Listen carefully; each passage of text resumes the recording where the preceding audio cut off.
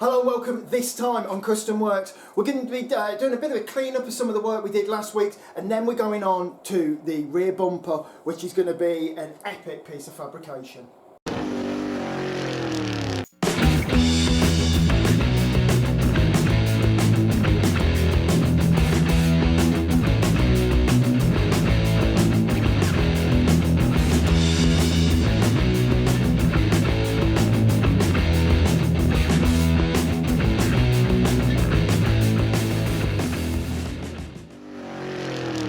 Alright, so we've fibreglass all these gaps and cracks and stuff, and this will be ready for a bit of a sanding, some 40 grit, and then we'll skim all of this in filler and it will look really smooth and really nice. Obviously later on we'll get this filled and we'll get it probably primed, and then we'll be cutting the door into hair and stuff like that, but that's all still to come. Right then, so what we're going to look at is the rear bumper. Now on this, the rear bumper is going to come out as wide as this fender, and it's going to drop a little bit below to this fender line, and it's going to wrap all the way around the back, just like the front. It's going to have two massive bullets, and the license plate will be between there. It's going to be awesome. But that means we've got to make a huge curve that fits around there, and what I'm not going to do, I'm not going to just fit it straight to the body, because there's such an overhang on the rear of this vehicle. For as low as I want it, it's going to catch the ground sometimes. So what I'm going to do, I'm going to put a pivot point just here, so if the bumper ever does catch the ground, it will just knock it up and out of the way. It won't, just tear the whole thing off. So we've got to make a curve that matches this curve, that will hold itself independently of this, and make that into a bumper that can then be fitted on as a separate entity. So, how we're going to do that? We're going to use this sheet of dye bond. We're going to cut it into strips, and then we're going to lay those strips and overlay those strips all around the back of there. We're going to bend it all to shape, and then we're going to cover that in loads of fibreglass. This will get the bend, and then the fibreglass will make it hold, and then after that what we'll do is we'll form the profile of the bumper onto that, we'll put the two bullets on it, things like that, and that will all add to the strength. And when it's done, it's going to be really thick fibreglass, and it's going to be super strong, and I might even hide a couple of small wheels inside it, so if it ever does hit, it'll just go up and move out of the way. That's what we're going to do.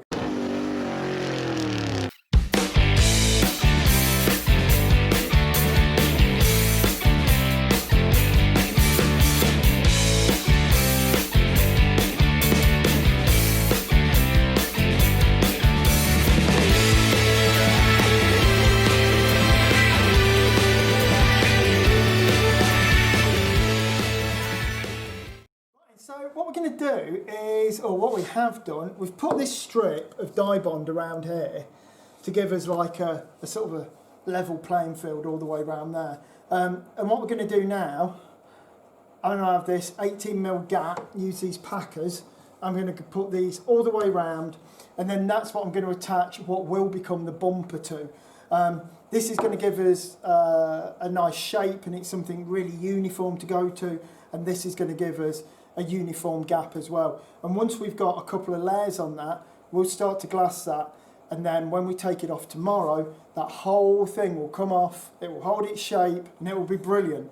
Or at least that's what I'm hoping.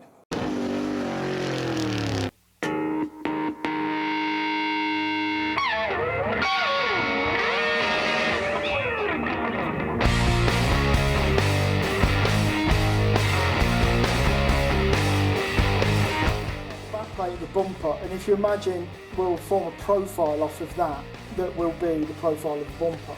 So what I'm going to do now is, coming up to the bottom line of this fender, I'm going to attach this with very small screws, because I'll have to unscrew these and then prise these off. So I'm going with very thin, very small screws, and we're going to curve that all the way around there with my 18mm offset.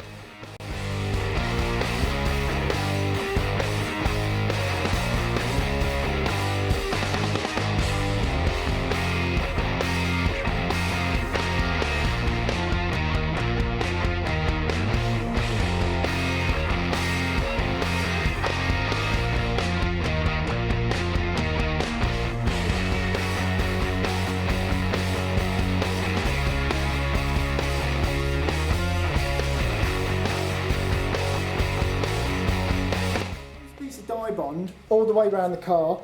We've packed it off on this 19mm thick plywood. That gives us that nice gap. And now what we need to do is start building this out. And this needs to retain that curve when we remove it from the car. So by using more layers and fibreglass, we'll get it to that point.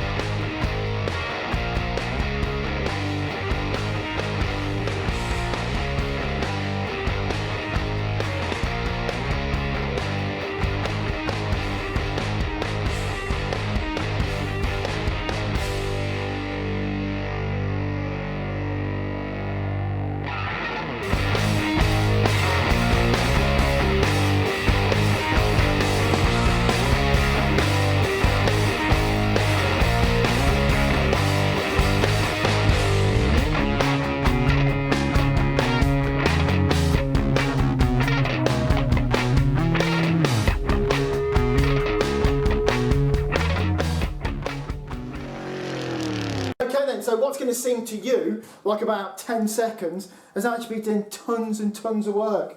So we put, what we put there? We put 4 or 5 layers of, I think it's 4 probably, of the dye bond around there, and we've glued that together with 2 or 3 layers of fibreglass sandwiched between on each one. So the dye bond's going to want to move, the fibreglass will hold it in place. Now, just to make this super rigid, we're going to bring a piece out here like this now. So more in this plane, and we'll probably bring it out to about here. And that will make the peak in the bumper as the bumper profile goes up from there and down. What we'll probably do is put it a little bit towards the bottom, so we get a really nice curve on this bumper.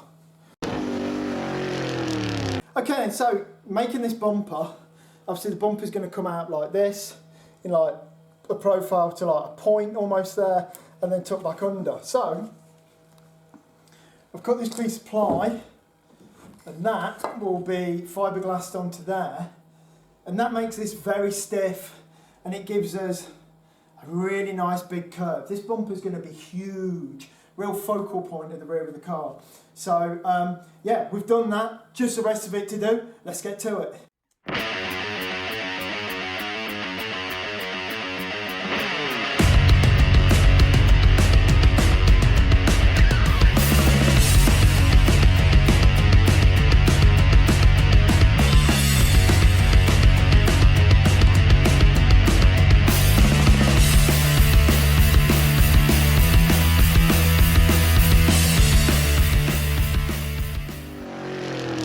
Okay then, but we've done, wow, a lot of work here, a lot of cutting of plywood. So we've got all this on, like 4 or 5 layers, all sandwiched together, and then we've attached this piece of plywood.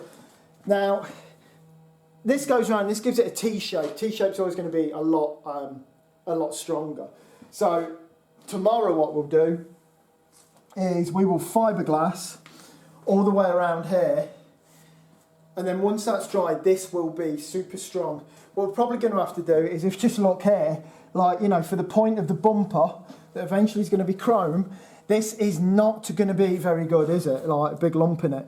So what we'll probably do is cut around here after, and then probably pull a piece of plastic around, just so we get a really smooth radius on that front, as smooth as we've got on the back. So when we sculpt it all in, it all looks right. This is, like I say, it's a major piece of the car, and it's going to look awesome. as well as all that greatness and all that core that's going into the back of this, we're also going to, just like the front, we're going to have some bullets. So I've got this, which is super rusty. I think I probably took it off a taxi ages ago. But I'm going to cut this down, clean it up, make a mould of this, and make two, like, I think they call them dagmars, don't they? Two dagmars that stick out there, and then we'll have the number plate between those two bullet dagmar things, and they will mould into the bumper just like on the front, and it's going to look awesome. Like I say as well, this whole bumper is going to be hinged at those two front pieces, so this can go up and down, and I'm going to actually mount some wheels on the back here, so as you're going down the road, or say out of my drive, which everything seems to scrape on, this will just lift up and then go back down. It'll be on a spring to hold it down, but when it needs to come up, there will be some give in that. And don't forget, back of this van's airbagged anyway, so we can lift it up a fair old bit from this. But just in case you want to cruise low and slow, no need to worry about the bumper. I got it. Okay, so the rear bumper. This has turned into a mammoth job. So we laminated all the dye bond together with the fibreglass. That's all in there. That's super stiff. And then we've put a piece of plywood that was shaped to this with fibreglass on. And then a bit of that flexible plastic, I've just bent this round just to give it a really smooth radius. And now what I'm doing, I'm filling this with expanding foam. I'm going to leave the expanding foam, I don't know, for a couple of weeks.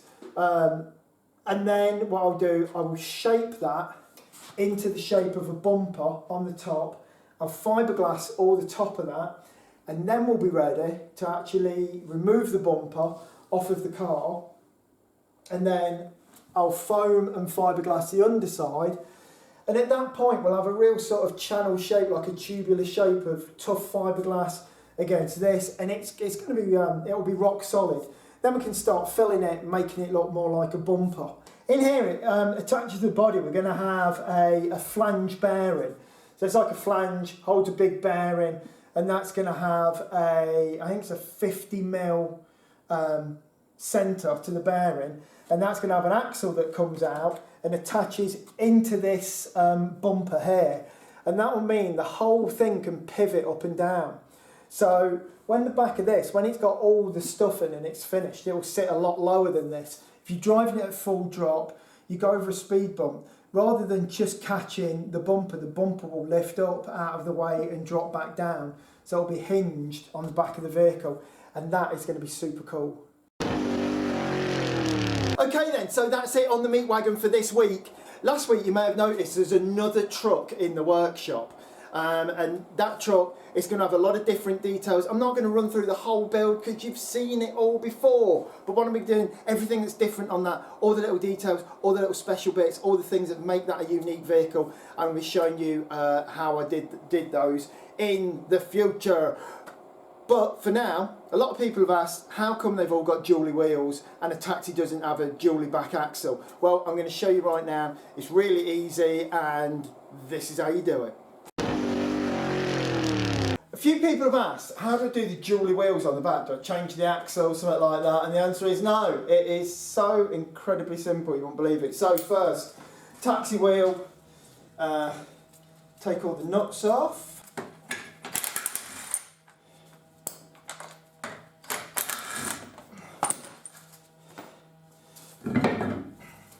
And then roll up another taxi wheel,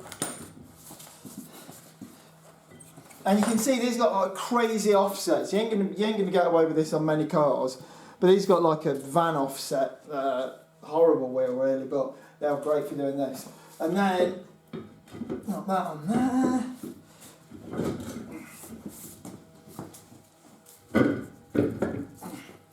Make sure the inside is over the middle so it locks into the wheel centre bore.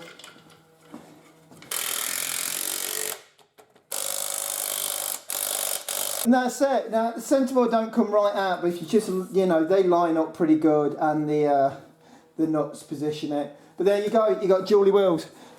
Obviously, if I was actually going to drive it now, I'd put all the nuts on, but just for the purposes of this video, dually wheels,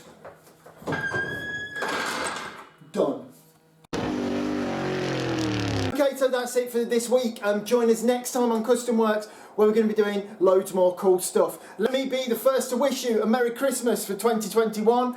And also, don't forget, click subscribe, do the bell icon, leave some comments, do the thumbs up thing. Is that it? I think that's all the things you have to do. As long as you do that, then I will come back each week and do more crazy custom work sort of stuff. So, until then, thank you very much and good night.